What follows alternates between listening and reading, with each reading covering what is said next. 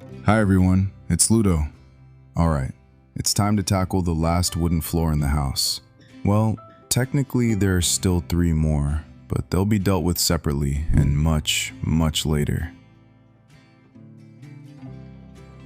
Reciprocating saw in hand, like a fencer getting ready for a duel, I start tearing down this built-in closet tucked away in the corner of the room.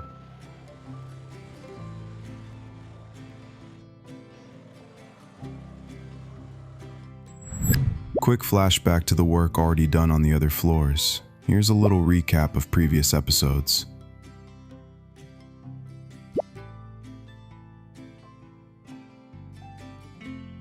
And this is where we are today.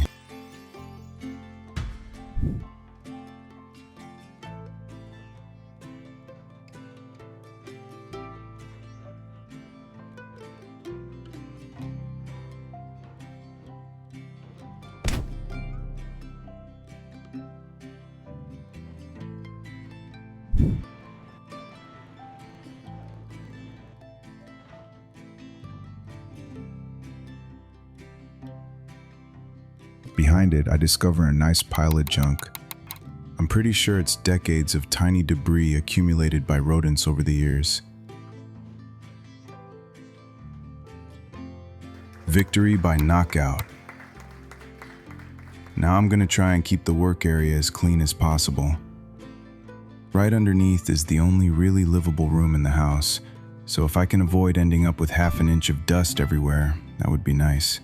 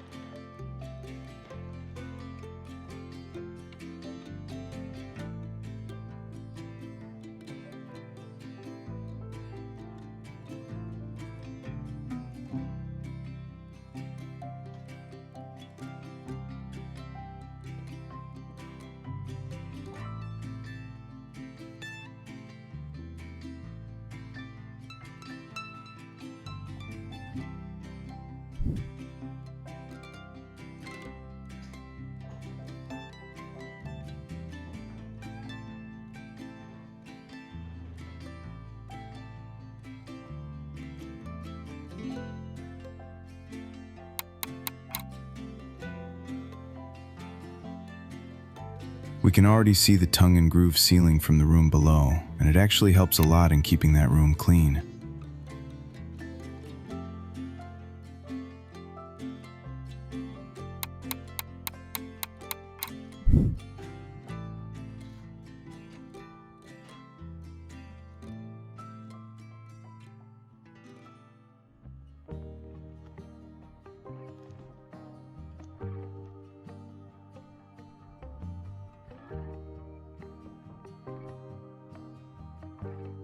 I also take the opportunity to fill the holes left by the old wooden baseboards that were anchored into the walls with wooden pegs. A little water first, then lime mortar.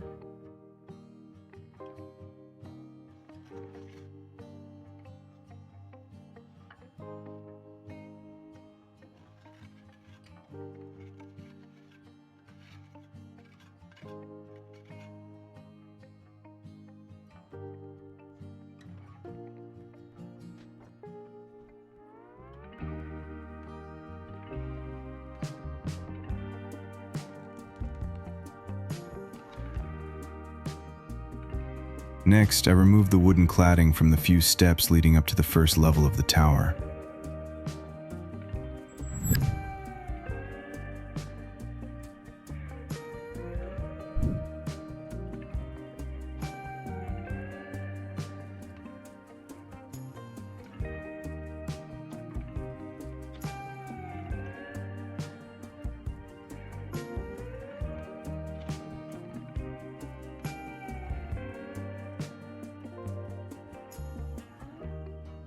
Same story here. The rodents must have had some pretty impressive feasts underneath.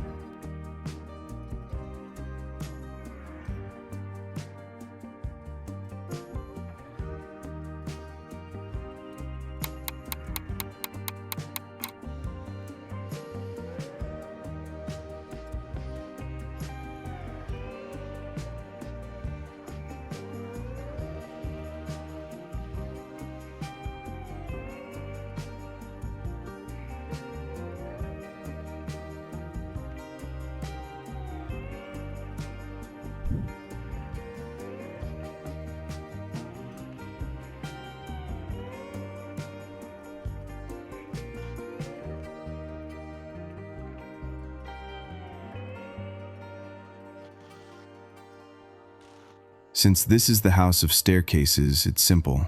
You can't change rooms without climbing one. Well, for my old days I might need a backup plan, but for now, we're building some leg muscles.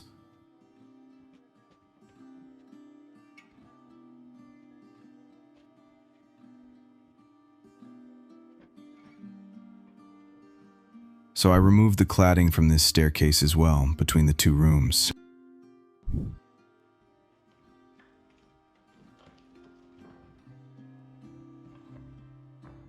Here I uncover one of the floor beams resting on the wall between the rooms.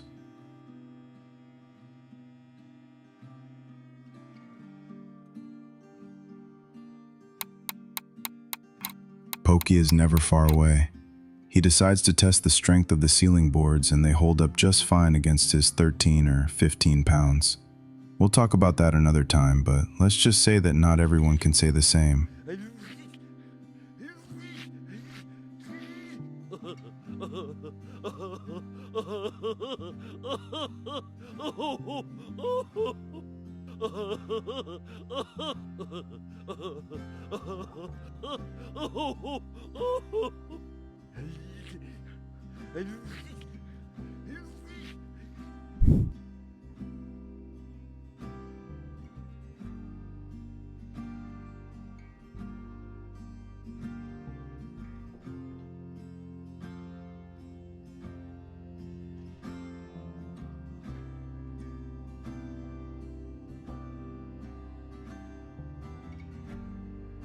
I'll leave it at that. Alright, time to remove my little bridge leading to the window where I throw everything out. And now that I have access to the beams, it's time for the familiar step, checking all the height differences to find the highest point, which will become the reference for the new floor.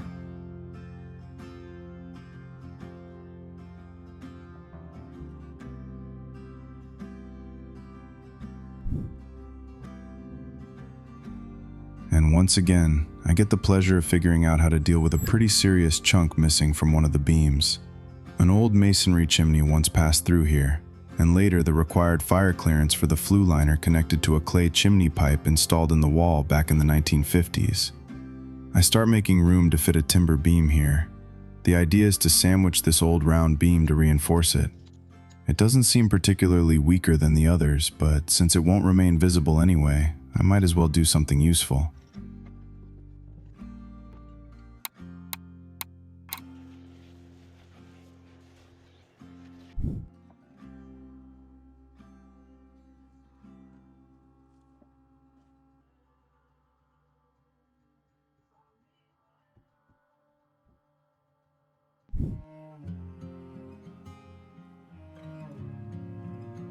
Finally, I have enough room in the wall to install the first reinforcement, so I bring the first of the two beams in through the window.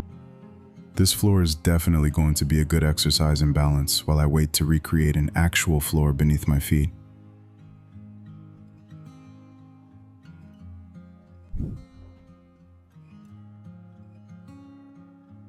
I'm using a small ratchet strap again to make positioning and adjustment easier.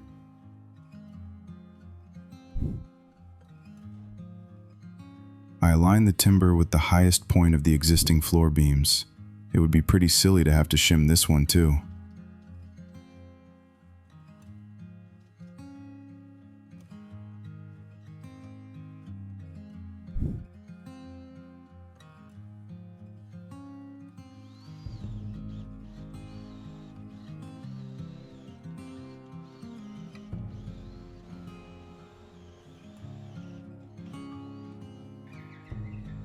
I drill and install the threaded rods. I'll add the large washers next time because, of course, I forgot to buy them.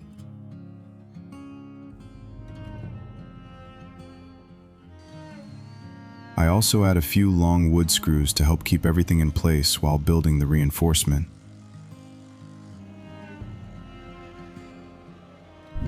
I use the same method on the other end of the beam, but on the opposite side, so the two timbers overlap each other around the center.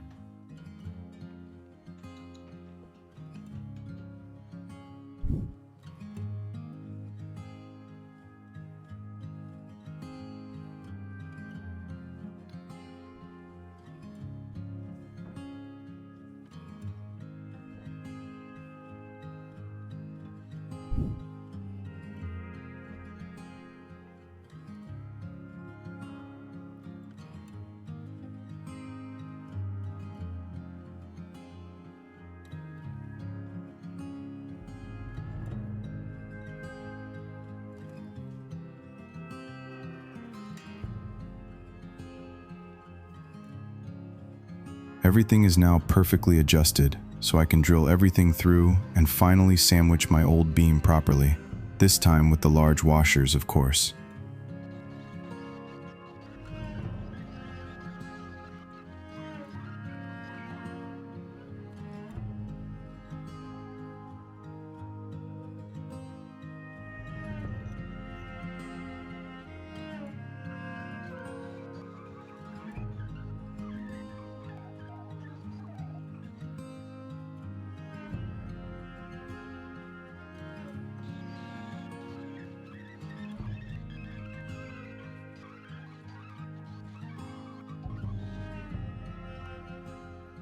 The reconstruction of the floor will begin in the next episode, with some traditional woodworking joints we haven't seen on the channel in a long time, and even one that I've never tried before.